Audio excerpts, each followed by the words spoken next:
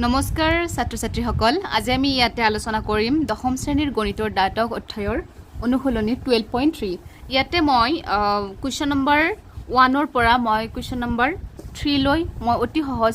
পদ্ধতিত কৰি দিছো আশা কৰো তোমালোকে এই ভিডিওটো চোৱাৰ পিছত আৰু বেলেগ ভিডিও চাব নালাগে গতিকে এতিয়া আমাক 12.3 ত আমাক কি কৈছে আমি চাম কৈছে যে এক নম্বৰটোত পাইৰ মান বাৰু আমাক 22/7 ধৰিব দিছে এক নম্বৰটোত কৈছে যে চিত্ৰ 12.9 ত মানে এই চিত্ৰটোত আচ্ছাদিত অঞ্চলটোৰ কালি উলিওৱা যদি PQ = 24 সেমি PR = 7 সেমি আৰু বৃত্তটোৰ কেন্দ্ৰ O গতিকে আমাক কি উলিয়াব দিছে এই আচ্ছাদিত অঞ্চলটোৰ মানে ৰং কৰা অঞ্চলটোৰ কালি উলিয়াব দিছে ঠিক আছে গতিকে আমি এতিয়া এটো কৰিম exercise 12.3 ঠিক আছে গতিকে এতিয়া আমাক এক নম্বৰটো সলিউশন কৰিম মানে চিত্ৰৰ পৰা আমি কি পাও চিত্ৰৰ পৰা যে এতিয়া চিত্ৰটোতে চোৱা আমাৰ চিত্ৰৰ পৰা মানে কি প্ৰশ্নত PQ 24 দি থোৱা আছে আৰু PR 27 দি থোৱা আছে আৰু কেন্দ্ৰ O গতিকে আমি এখিনি লিখি লম PQ কিমান 24 সেন্টিমিটাৰ আৰু PR কিমান PR হৈছে তোমাৰ 7 সেন্টিমিটাৰ ওকে এতেকে ত্ৰিভুজ QPR সমকোণীৰ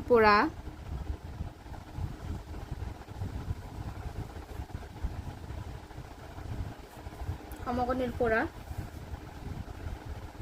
QR square equal to PR square plus PQ square হয় না তো মানে এটা তোমালোক খবৰ কি QPR ৰ পৰা এটো কি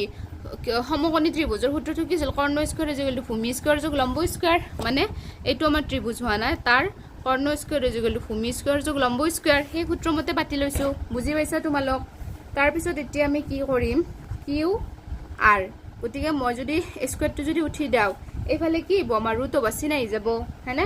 PR square plus PQ square ওপৰত ৰুট বাছি নাইব গতিকে এতিয়া আমি মানকিটা পুট কৰি দিম PR ৰ মান কিমান আছে আমাৰ 7 আছে 7 স্কয়াৰ PQ ৰ মান কিমান আছে আমাৰ 24 স্কয়াৰ হ'ব গতিকে এই স্কয়াৰ কিটা ভাঙলি 7 7 গুণ 49 আৰু 24 গুণ 576 ঠিক আছে গতিকে 49 আৰু 576 যোগ কৰিলে আমি পাম 625 ঠিক আছে এতেকে QR = 625 ৰ বৰ্গমূল কিমান হ'ব আমাৰ 25 গুণ 625 আমাক যেহেতু R লাগে আৰু আমি কি কৰিব লাগিব মানে 2 ৰে হৰণ কৰিব লাগিব তেতিয়া আমি আধাত পাম হয়নে নাই সেন্টিমিটাৰ 25/2 এতেকে আৰু আমাক যেহেতু প্ৰশ্নটোত আচ্ছাদিত অঞ্চলৰ কালি উলিয়াব দিছে আমি এতেকে লিখিম যে এতেকে আচ্ছাদিত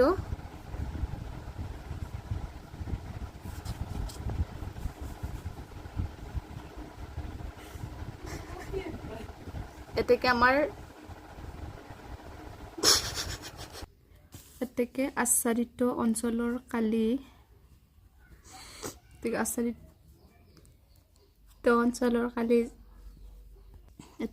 অঞ্চলৰ কালি সূত্ৰটো কি হ'ব আমাৰ অৰ্ধবৃত্তৰ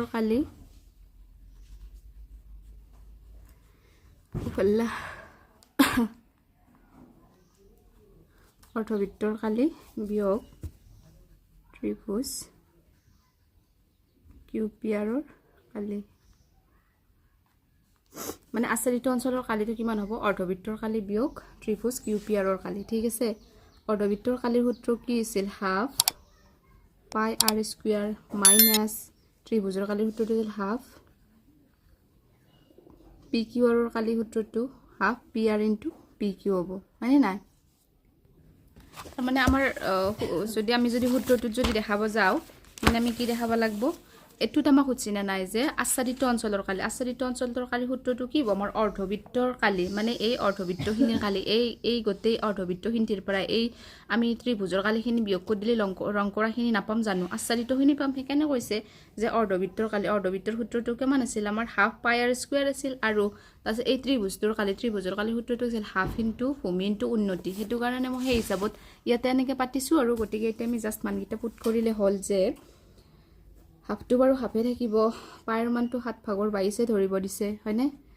7/22 তাৰে পিছত R মানে আমাৰ কিমান আছিল R মানে আছিল আমাৰ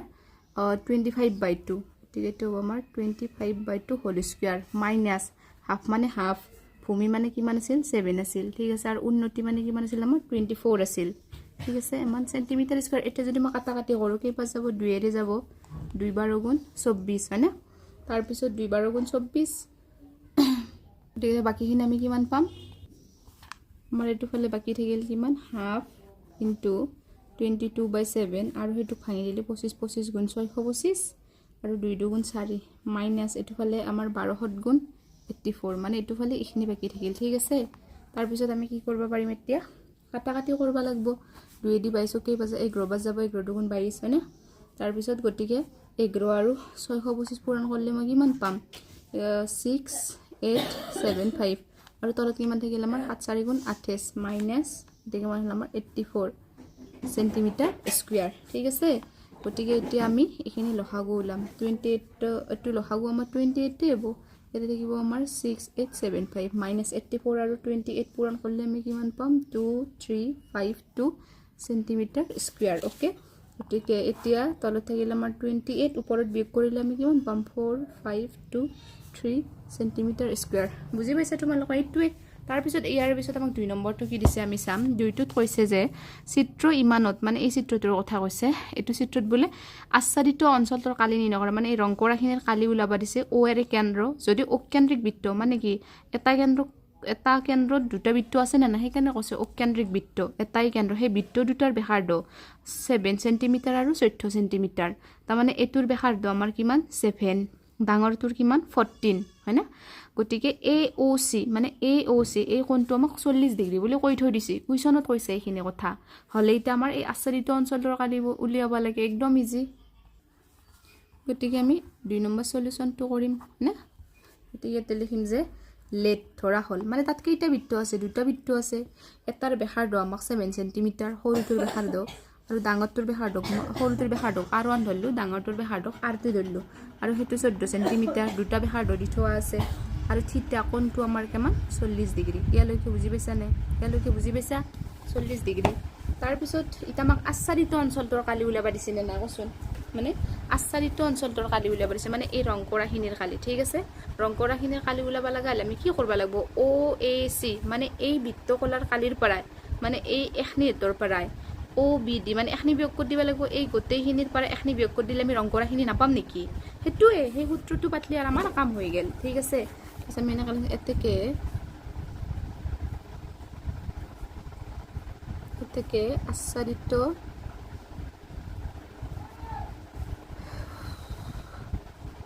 আচ্ছাদিত অঞ্চলৰ কালি কিমান হ'ব OAC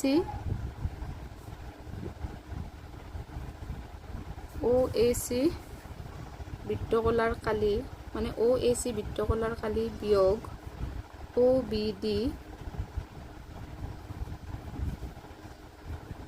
OBD বৃত্তকলাৰ কালি মানে OAC বৃত্তকলাৰ কালিৰ পৰা OBD বৃত্তকলাৰ কালিখিনি কি কৰিলে বিয়োগ কৰিলে হল গতিকে OAC বৃত্তকলাৰ সূত্ৰটো কিমান আছিল আমাৰ θ/360 ডিগ্ৰী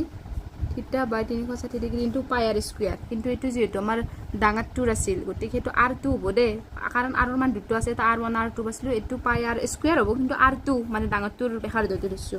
মাইনাস এবাৰ আহিল আমাৰ OBD বৃত্তকলাৰ কালি θ/360 ডিগ্ৰী ইনটু এটো সৰু বৃত্তটো সেইকাৰণে পাই r1 হ'ব স্কয়াৰ বুজি পাইছা গতি যেটো θ/360 ডিগ্ৰী দুটাতে আছে মই কি কৰিলো θ/360 ডিগ্ৰীটো θ/360 ডিগ্ৰী পাই এতেও আছে গতিকে θ/360 ডিগ্ৰী আৰু পাই এই দুটা বস্তু মই কমন লব পাৰলো কমন ললে তে আমাৰ কিমান থাকব r2 মানে 14 আছিল মানে 14 স্কয়াৰ মাইনাস r1 মানে 7 আছিল মানে 7 আছিল 7 স্কয়াৰ হয়নে সেন্টিমিটাৰ স্কয়াৰ থাকব বাৰু তাৰপিছত থাকনি হল লগলে ইফালে আমাৰ কিমান আহিল মজুৰা কাটাকাটি কৰো সৰি থিটাৰ মানটো মই পুট কৰাই নাই থিটাৰ মানটো থিটা হিচাপত বাৰু থিটাৰ মানটো মই ইয়াতে পাতিলো থিটাৰ মানটো আছিল আমাৰ কিমান থিটাৰ মানটো আছিল আমাৰ 40/360 ইনটু পাইৰ মান আছিল আমাৰ 7/22 তো এটো 14 গুণ 196 না 7 গুণ 49 মই মানবিলাক পুট কৰি গেলো ঠিক আছে তাৰ পিছত এতিয়া আমি কাটাকাটি কৰিম এটো শূন্য কাটা গেল না তাৰ পিছত এটো শূন্য কাটা গেল তাৰ পিছত 4 9 গুণ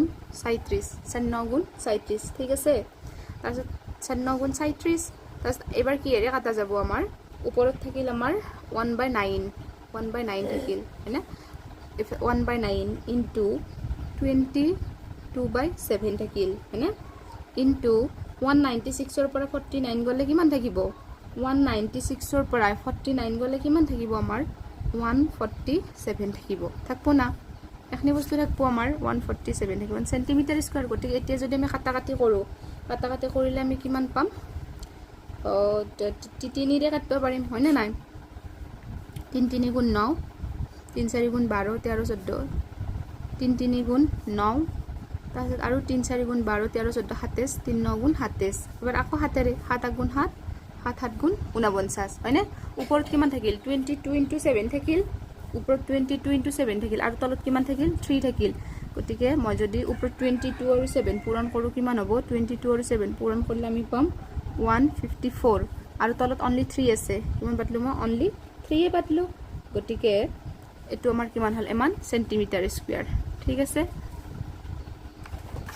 গতিকে এইটো এনসাৰ হ'ব 154/3 সেন্টিমিটাৰ গতিকে এনসাৰত যেনেকে ৰাখি থোৱা আছে আমু হেনেকে ৰাখি থৈছো গম পাই জানে এনে তো আমি কাটিব পাৰো 3 4 গুণ 12 আগতে এইটো আৰু কাটা না যায় সৰি গতিকে এনসাৰ আমাৰ এইটোৱে এনসাৰটো এইটোৱে আছে 154/3 বুজি পাইছা তোমালোক ইয়াৰ পিছত আমি চাম এবাৰ 3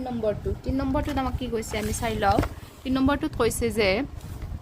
চিত্ৰ 12.21 মানে এবাৰ এই চিত্ৰটো চাবা কৈছে এটো আমাক আচ্ছাদিত অঞ্চলটোৰ কালি উলিয়াব দিছে মানে ৰং কৰাখিনিৰ কালি উলিয়াব দিছে হয় না যদি 14 সেন্টিমিটাৰ বাহুৰ ABCD এটা বৰ্গক্ষেত্ৰ মানে ABCD এটা বৰ্গক্ষেত্ৰ মানে তাৰ বাহুৰ দিক বেলে কিমান 14 সেন্টিমিটাৰ আৰু APD আৰু BPC অৰ্ধবৃত্ত হয় APD এটো এটা অৰ্ধবৃত্ত যদি এই বৰ্গটোৰ যদি এই দুখিনি যদি অৰ্ধবৃত্ত হয় তেনে হলে এই আচ্ছাদিত অঞ্চলটোৰ কালি কিমান হ'ব হেতু আমাক উলিয়াব দিছে গতিকে একদম ইজি আমি কৰিম 3 নম্বৰ সলিউশন 3 নম্বৰ সলিউশনটো আমাক কি কৈছে আমি লিখিম যে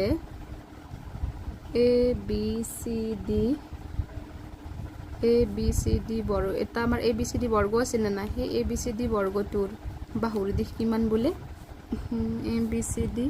বৰ্গৰ বাহুৰ দিশ 14 সেন্টিমিটাৰ হয় না তাৰ পিছত বাহুৰ দিশ 14 সেন্টিমিটাৰ মানে r টো কিমান হ'ব আমাৰ 14/2 মানে 2 7 গুণ 14 7 সেন্টিমিটাৰ হ'ব কিমান হ'ব আমাৰ 7 সেন্টিমিটাৰ হ'ব নে তাছ গতিকে আমাক যেটো আচ্ছাদিত অঞ্চলটোৰ কালি উলিয়াব দিছি মেন আমি লিখলো যে কি আচ্ছাদিত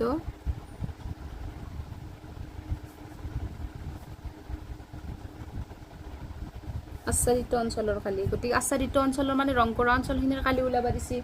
গতিকে আমি ABCD গতিকে আমি এই গোটেই বৰ্গটোৰ কালিৰ পৰা এই দুই অৰ্ধবৃত্তৰ কালিখিনি যদি মাইনাস কৰি দিলে আমি এই ৰং কৰাখিনিৰ কালি পাই যাম হেতু লিখলি হল গতিকে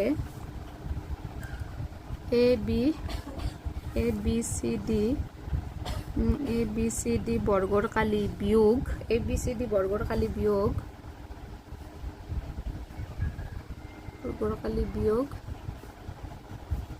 ABCD বৰ্গৰ কালি বিয়োগ দুই অৰ্ধবৃত্তৰ কালি ঠিক আছে এটো হল আমাৰ সূত্ৰ গতিকে ABCD বৰ্গৰ কালি কিমান আছিল আমাৰ কালি মানে বাহুৰ মানটো হয়নে বাহুৰ মান কিমান আছিল আমাৰ 14 আছিল জানো বাহু স্কয়াৰ সূত্ৰটো আছিল গতিকে এটো হ'ব আমাৰ 14 সেন্টিমিটাৰ হোল স্কয়াৰ বাহু স্কয়াৰ মাইনাস আৰু দুই অৰ্ধবৃত্তৰ কালি এনে বৰ্গৰ কালি কিমান আছিল পাই r স্কয়াৰ হয়নে নাই সেইকাৰণে মই লিখছো পাই r স্কয়াৰ তাৰ মানে কি দুটা অৰ্ধবৃত্ত লগ লাগি কেনে এটা বৃত্ত গঠন হৈছে না গতিকে সেইকাৰণে বৃত্তৰ কালি কি আছিল পাই r স্কয়াৰ দুটা লগ লাগছে এটা আছে সেইকাৰণে মই লিখছো পাই r স্কয়াৰ গম পাইছা নে এটোৱে তাৰ পিছত 14 গুণ আমাৰ কিমান 196 ঠিক আছে মাইনাস পাইৰ মান আছিল আমাৰ কিমান 14 গুণ 196 পাইৰ মান আছিল 7/22 ইনটু r ৰ মান আছিল 7 স্কয়াৰ মানে দুটা 7 হ'ব বুজি পাইছা গতিকে এটো আমাৰ ব্ৰেকেটত থাকিলে নাকে সেন্টিমিটাৰ স্কয়াৰ গতিকে 7 কেনসেল যাব নাই গতিকে আমাৰ থাকিল কিমান থাকিল আমাৰ 196 মাইনাস 22 আৰু 7 পূৰণ কৰিলে আমাৰ কিমান 154 সেন্টিমিটাৰ স্কয়াৰ গতি 196 ৰ পৰা 154 গলে কিমান থাকিব 196 ৰ পৰা 154 গলে আমাৰ কিমান থাকিব আমাৰ 42 থাকিব এমান সেন্টিমিটাৰ স্কয়াৰ এইটো এনসাৰ বুজি পাইছা তোমালোক গতিকে এই ভিডিওটোত এইখিনি আছিল আশা কৰো তোমালোকে বুজি পাইছা আৰু যদি বুজি পাইছা তেনে হলে ভিডিওটো লাইক কৰিব আৰু চেনেলটো সাবস্ক্ৰাইব কৰিব থ্যাংক ইউ